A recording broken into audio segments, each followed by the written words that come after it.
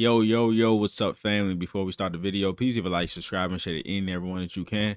Just get out there a little bit more. That being said, let's get right into the video. Happy Celtics basketball return day, whatever you want to call it. But so the Celtics first half, we are down, what, 50? I've already forgot the score. I've been trying to. We are down 57-51 to the Philadelphia 76ers. And so, y'all know the drill. I'm going to just go through the first half stuff. So game one, we're starting Derek White, Peyton Pritchard, JB, Sam Hauser, and Kata. So my starting lineup that I thought they were going to go with was Chris Boucher at the 4, but I said that I would not be surprised at all if Joe just goes with the guys that he trusts. He trusts Sam Hauser. Also, the Celtics, the 76ers were starting Dominic Pollard at the 4. He's like a more athletic, big type of guy. He like 6'9", but he's athletic, and he's had an impact on this game early, but he went with Sam Hauser, and that's a guy that he trusts, and that is what it is. So first thing I wrote was I love the Celtics first play of the game. It was stack out Flair Spain. Actually, perfect timing. We're gonna be drawing up some shit on some JJ Redick. So the stack out, I'm gonna show you in a second. So they run us for Tatum a lot since his rookie season. Like they've always ran Tatum with this. So it's just an entry to get that guy to the wing. So they're usually gonna be like this. This was Derek White, this was Kata, this was Brown, right? So Kata would set the down screen or like a pin down screen for Brown, and then he'll come up and cut to the wing. But on that play, Jaylen Brown was already on the wing. So then once Jaylen Brown got the ball on the wing, Derek White came and got the ball from him. So it was just a little flip to Derek White. Then once Derek White got the ball on the wing, Jaylen Brown would run to the other side and get a flare screen from Kata. So this right here would be Derek White, and then Jaylen Brown would run all the way over here and then get that flare screen from Kata, who sets it like that. That didn't do anything, right? They didn't get anything out of it. So what they just ended up doing with that is Derek White like dribbled up to the top of the key because he couldn't get the pass to Brown. Kata would of course set the ball screen on whoever his man was, and then Sam Hauser set a phenomenal back screen on that play. He was able to get Kata free. So this will be Derek White. Kata set that screen right there, the on ball screen. He was able to come off. Well, he actually set it on this side though. Sorry, he set it on that side. Derek White came out, and as Kata rolled, Sam Hauser set that back screen on Joel Embiid, and Derek White got Kata a wide open layup. So that was a very good first play. I'm gonna find a different way, or like a more effective way to showcase that stuff when I do it. But we just trying stuff. It's the first game of the season. Ain't nobody perfect yet. JB was on Joel Embiid. I said this a lot.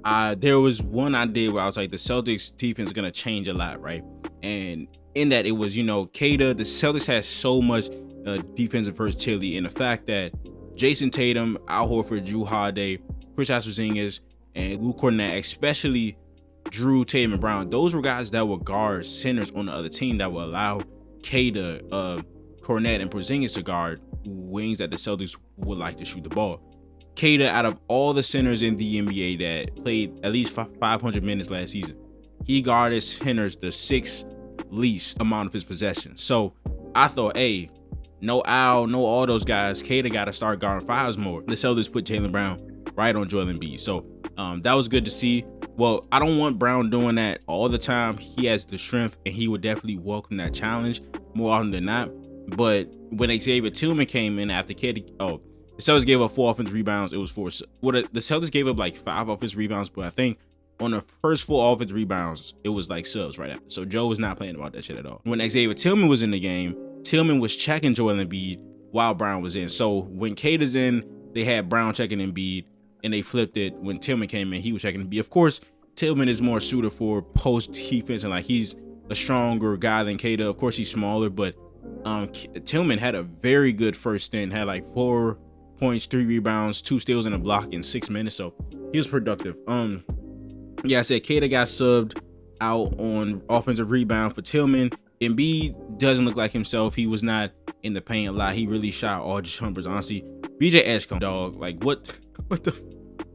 Hey, him and Maxey. Of course, I'm talking about him. Well, I might do it now. Him and Maxey. Like, the Celtics talked a lot about like coming into the season, coming up into this first game of like playing with pace, right? And that's not just on the offensive side. It's being able to think and swarm on defense, playing on pace on the offense, of course, but being able to think fast. there's nothing for the pace of Maxey and Edgecombe, especially Tyrese Maxey. We all know that Tyrese Maxey is one of the fastest players in the NBA. It is just so crazy to see him just blow past everybody. Like everybody. He's just blowing past guys, bro. And it's just like the Celtics are not hitting threes. I believe we're prolific from 2 right now, but we're struggling from 3. Let me see. 5 for 23 from 3 and 16 for 24 from 2. So the Celtics are not hitting shots, and off of the misses, Maxey gets the ball and he's gone. Edgecombe gets the ball, he's gone. So Joe Mazzulla was harping on transition defense in one of the timeouts and saying y'all got to get back, but it's just so tough when those guys. I think the Celtics have gotten some good shots, of course, from 3. They're just not going in. But when you miss a shot and you have the speed of those guys, it's just really tough to get back. So I understand that. Minot was subbed out for an offensive rebound. Garza was subbed out for an offensive rebound. Good stretch from Garza. He had two screen assists early. He got hit in the mouth. He was bloodied and all that, and then he switched on to Tyrese Maxey and got a block, and he set it. So nice little gritty stretch from Garza. VJ had 14. They had 4 offensive rebounds, 4 subs. You know what I'm saying? In the second quarter, I wanted to see Ugo, man. I don't know. I feel like I deserve some Ugo, but he didn't get in. We had an 11-2 run after that. After the timeout. So there was a timeout where Tyrese Maxey was just flying up the court. Joe called timeout, and that was the one where he was talking about the transition defense, all that stuff. You guys got to get back. And that's when I rolled 5 of 17 from 3. That was when I was like, okay, we're missing a lot. We just are not shooting good from 3. Jaylen Brown is playmaking nice in this first half. Has 8 points, 4 rebounds, 3 assists. Pretty sure he has a lot more potential assists with guys just not hitting shots. 2 for 3 from 3, so he's been solid. Pritchard's been okay. Anthony Simons is 2 for 6. Was horrible defensively in the first quarter. I think the second quarter he was a little bit better, but it is what it is. But we have to stop the game's about to start. Okay, we have to stop Maxey. And I mean, you can't really stop these guys, but Embiid's not the guy that's hurting you. And the speed of Maxey and Edgecombe is real.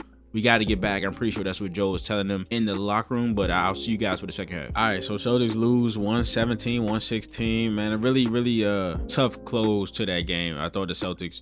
Well, let's go through the second half. All right, so the third quarter was masterful. The Celtics beat them 35-18 in that third quarter. Jaylen Brown came out really aggressive, right? I think Jaylen Brown made the right decision much more often than not in this game.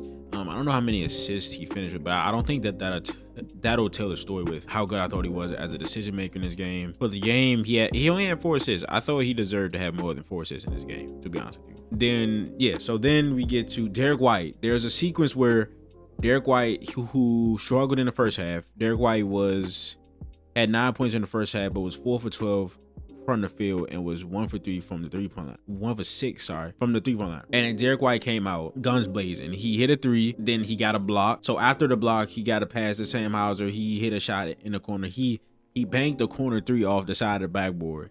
Then Derek White came up and hit a pull-up 3. Derek White was phenomenal in that third quarter. So, okay, here it is. He had 11 points in the first 6 minutes in the third quarter. The Celtics were pushing the pace. They were getting wide open threes. Key to that too was, of course, he was hitting threes, but he also was like 7 for 7 from the 3-point line. Yeah, for free throw line. Sorry, he was 7 for 7 from the free throw line. Had 13 points in that third quarter, and the Celtics only had like 5 free throw attempts in the first half as a team. Right. Then they go into the third quarter.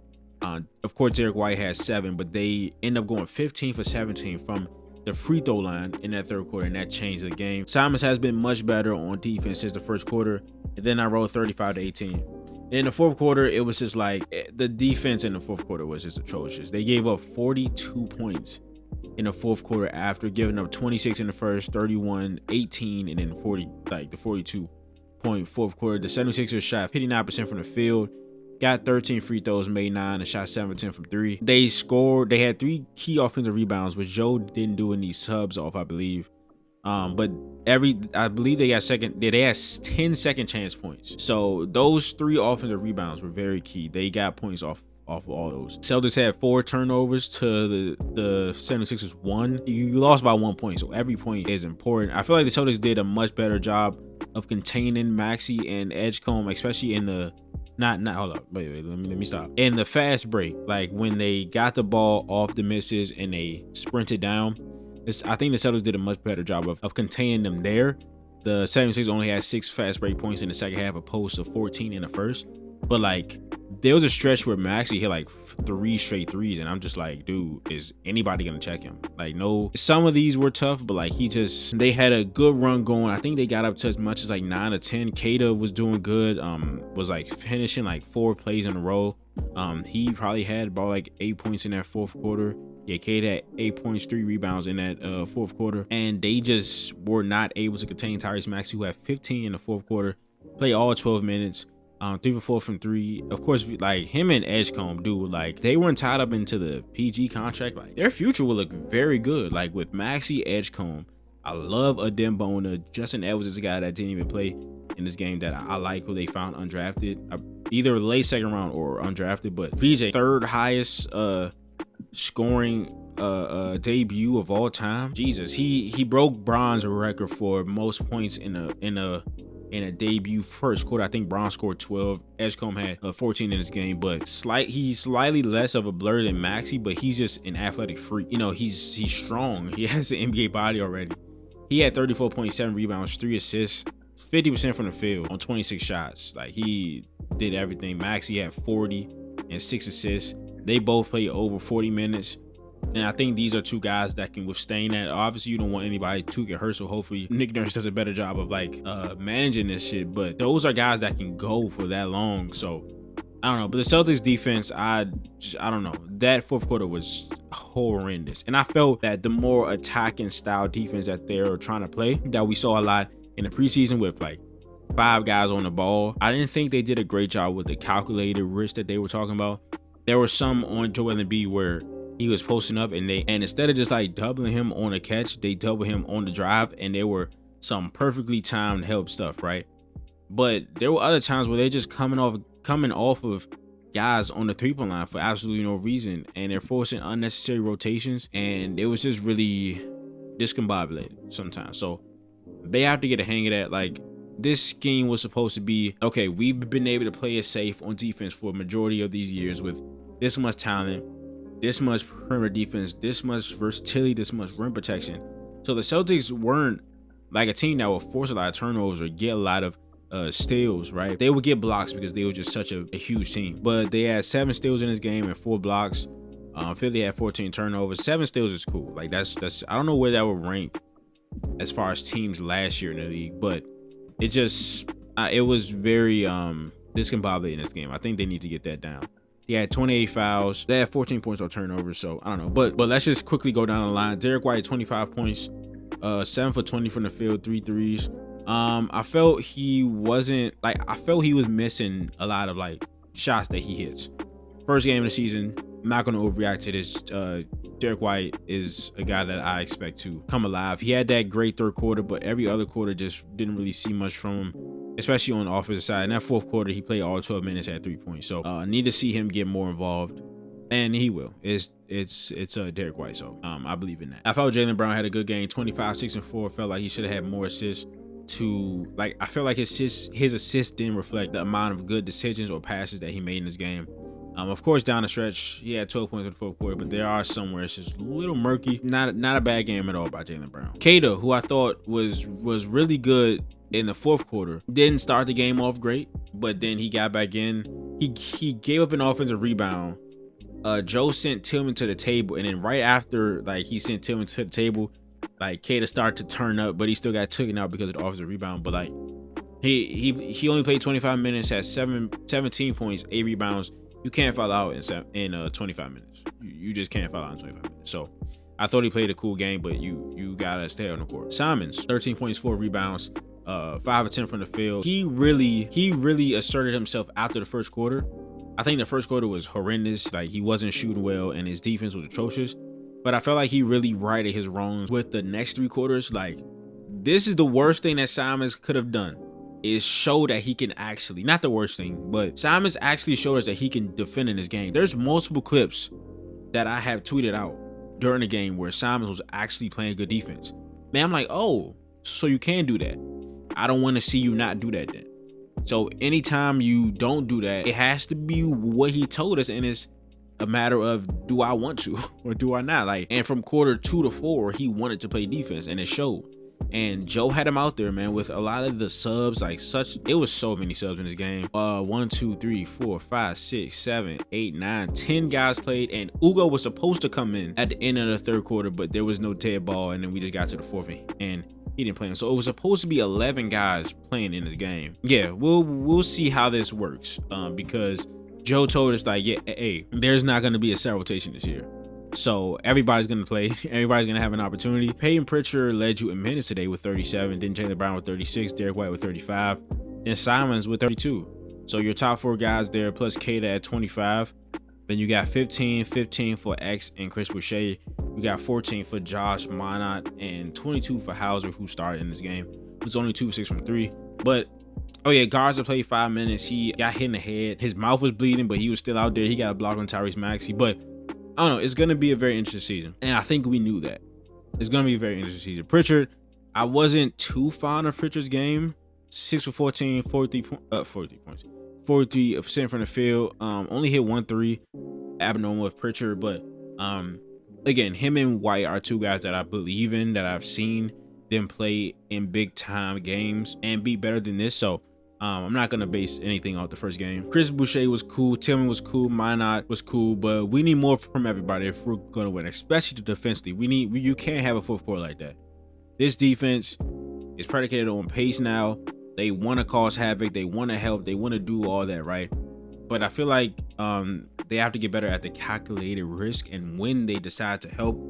And they gotta put more pressure on the ball, man. They gotta put more pressure on the ball. They were pressing some, but like, I feel like Tyrese Maxey, of course you have to respect this. Well, you can't really press on Tyrese Maxey, so I guess. But you gotta, like, as soon as he cross half court, like, you gotta, not as soon, but like in a half court, you gotta put some pressure on him, man. Because that stretch where he hit like 3 threes in a row, after 2, somebody gotta be glued to him. So is what it is. But the Celtics, of course, lose this game. Let me know what y'all want to see a film session on. I don't really know what I'm gonna do yet. I have some players in mind, but you know, Jaylen Brown stood out, of course. Kata in his time stood out.